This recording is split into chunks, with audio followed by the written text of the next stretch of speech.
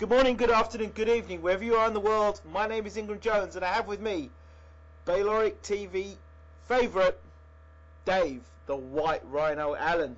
Dave, how you doing? I'm very well, thank you, Ingram. I'm very good. How are you? I'm good. I'm not happy at the fact that Richard Towers, as we know, has pulled out. Do you know the reason why Richard Towers has pulled out? No, there's been no official explanation. I've heard rumours over the last few days, that he'd come down with a cold or flu or something, but there's been no official explanation. There's been no word from his camp, from his side, but it is what it is. He's out of the fight, and we've drafted in an American, a well-known American. So I've got to be happy with the replacement. It's good. It's very good. Question: is there, within your rights as a boxer, can you demand that another boxer produce evidence for pulling out of a fight? Medical evidence. That could be looked at, but it's not something I'm interested in now. I've got a replacement. Arguably the replacement is better than the original opponent. Agreed. So, there's nothing really to complain about. I'm still live on Sky Sports. All monetary stuff is exactly the same. Everything is the same. Beating Jason Gavern, will give me the same boost to my career as beating Richard Towers would, if not more. So, I can't really complain. I'm fit and ready to go. So, we'll see what happens on Saturday night now. To be honest, I would say Jason Gavern is a more dangerous opponent than Richard Towers, simply because he's been more active. Yeah, Jason. Obviously I've spoke to him through yourself. Yep. He's highly experienced. And he comes to have a real go. So, I'm not overlooking Jason Gavern. He's a good fighter. He's been in with countless world champions. Anthony Joshua. He's beat my favourite fighter, James Toney. So very interesting. It's going to be a hard night, but it's one that I'm looking forward to, and I'm very confident. Being the younger, fresher man again, I'll prevail. It's interesting because, as you said, you referred to how you met Jason Gavern. It was actually when we were doing a show together. It was myself, you, Jason Gavern, and a few others. I think Adam Noble Forsey was in it as well, if I'm right. Yeah, we were doing just a weekly pod, and I came off the pod one evening, and I remember saying to you, you know what? I think you guys are going to fight. I really think you guys are going to fight. And I remember saying it to you, but then I thought to myself, you know what? They wouldn't fight this soon. Maybe you had about 15, 16 fights. Maybe you'd fight then, But after 9 fights, your thoughts? I've always said, that I'll take any challenge that is put ahead of me, and it is maybe early. People are saying it is a hard fight, but it's not a fight that I think. I still see myself as a favourite. Jason took this on a week's notice. I've had a full 9-week camp. I'm fully prepared. He's got an advantage in experience and everything else, but I believe all the other advantages, physical advantages, they were myself, and I'm the younger, fresher man. I'm hungrier. I believe that was what it'll show on the night, but. It is a hard fight, and it's a fight that as long as I win it, at any cost, by any means, however I win it, I'll improve, tenfold from this fight. The experience that he's got. So I think it's a good fight, and you got to take your hat off to Matchroom, Eddie, and you got to take your hat off to them for producing this fight, bringing him over from America. That's not going to be cheap. So it's nice. They seem to have a little bit of faith in me, and I beat Jason Gavern, and then we'll go from there. I mean, out of shape Jason Gavern went 4 or 5 rounds with Deontay Wilder. Deontay Wilder couldn't knock him out. He retired on his stool. Gavern.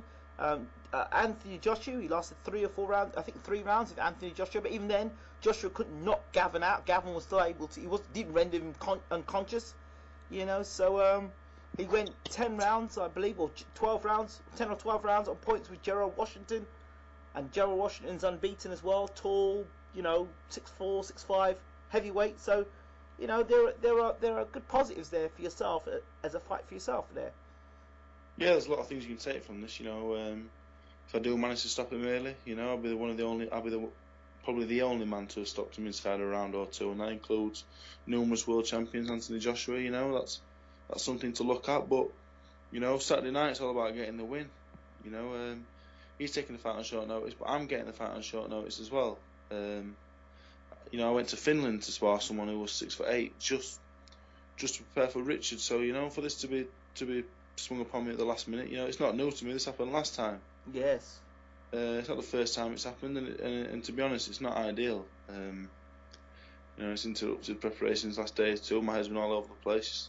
We've not been sure what's happening. We've been kind of left hanging. We didn't have a clue what was going off.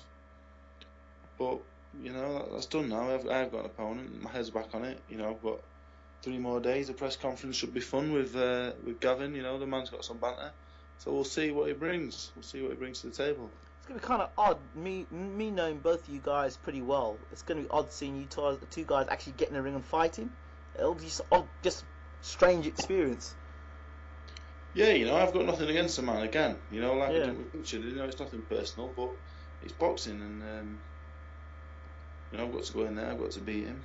And I'm very confident I'll beat him, and I'm very confident that I'll get a stoppage as well. So, that's what we've got to be looking for. I've got to be looking. It's live on Sky Sports. You only get one chance to make a first impression. So, I've prepared correctly, and I'll be going out there to stop him like I always do. Do you think tickets will sell faster for you now, if there are any more tickets left, because it's Jason Gavern and not Richard Towers? I don't believe so. Me and Richard we live within 10 miles of each other. We're in a local. It was a big local heavyweight fight. Everyone was excited for that. So that was a bigger fight. Locally than obviously the Jason Gavern fight. Jason Gavern's from Florida. He's not from Sheffield. So, but I think because it is Jason Gavern, a big name. He's obviously not a world champion. He's not world class, but he's a big name. He's a fun character. So it's softened the blow. I would say how I would explain it is he's softened the blow. People were gutted that the Richard fight was off. People was talking about that like there was more excited about that than there was the Kell Brook fight. So exactly. I think because it's Gavin, I think it's just softened the blow. I don't think people are more excited about it than the Richard fight.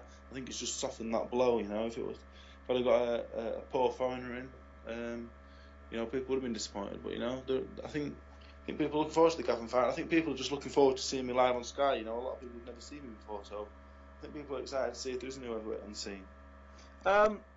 Is there a possibility that if you hit Gavin and he goes woo to you, what are you gonna do? When I hit Jason Gavin, he'll not be saying woo. It'll be there's a good chance he'll be snoring. So I don't know. That might be the only chance we get a woo out of him. So we'll see. I know he's been in with Joshua, he's been in with Wilder. But anytime I've ever hit a man, I've not boxed at that level yet, but anytime I've ever hit anyone clean, they've gone to sleep or they've gone on the canvas. So, I wouldn't be giving him the advice to be giving me that, because I'll be on his case all night. I'm not going to give him time to be playing them games. So we fight fans can't be looking forward to. Well, shouldn't expect Jason Gavin to going woo to you when you hit him. Jason Gavin can do that if he wants, but if he does it, I might connect on the jaw at the same time and break it. So.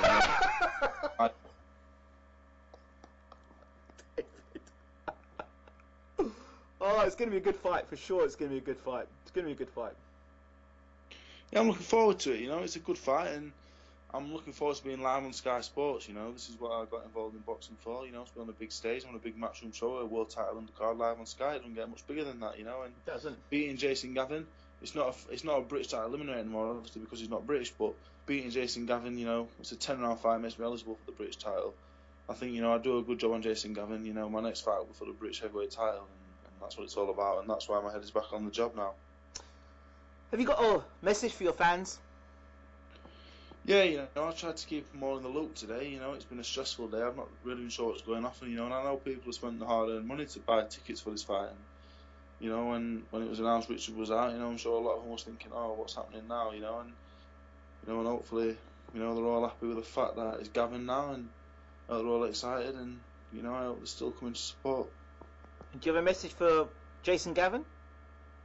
I spoke to Jason Gavin tonight. He posted he was going to fight me, and I just left a little woo on his, commented a woo on there, and I'll just see him Thursday at the press conference, because he has got something about him. It'll be fun.